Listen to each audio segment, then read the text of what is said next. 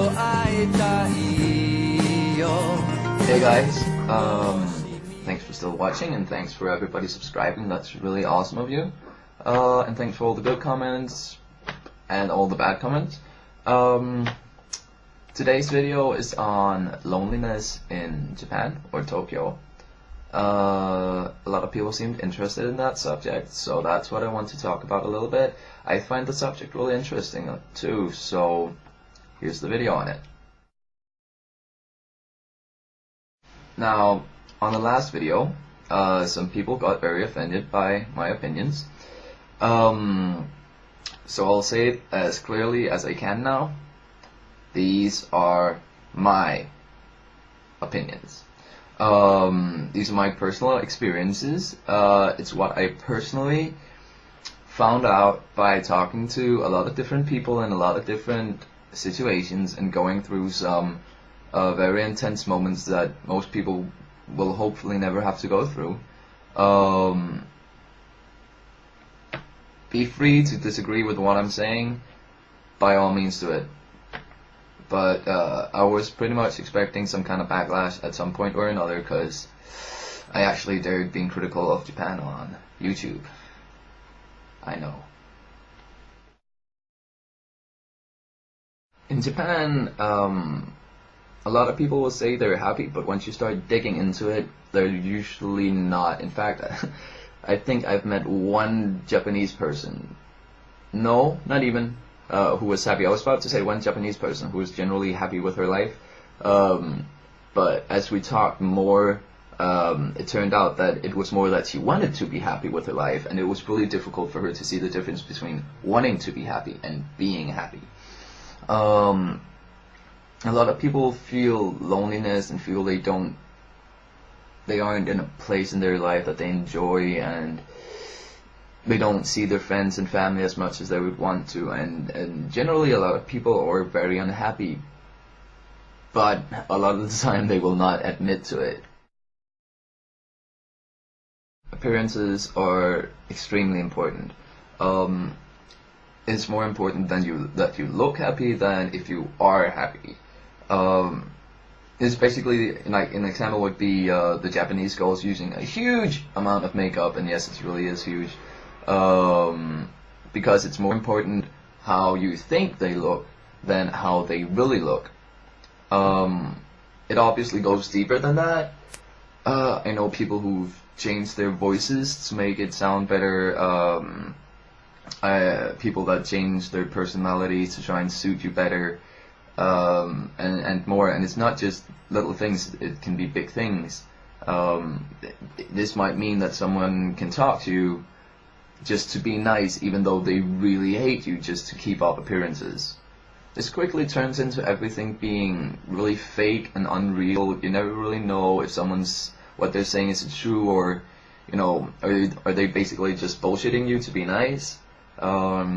Like, an example would be, you could ask someone to go on a date, and they would say, like, yeah, sure, let's do that, that sounds great.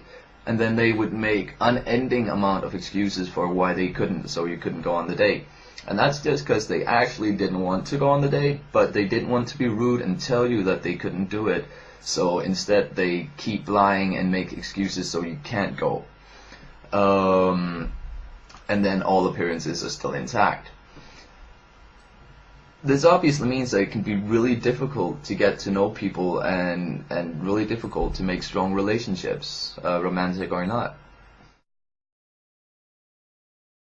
Now in Japan, you're not supposed to be a bother, and this goes really deep. This is a very strong thing in Japanese society, and it really creeps into every aspect of the culture. It means basically, one aspect of it is that you're not supposed to talk about bad things, because it brings the mood down. It wouldn't make the other person feel better. It might be stressful for them, or it might, you know, if it's really bad news, it might ruin their day, so you just don't talk about it.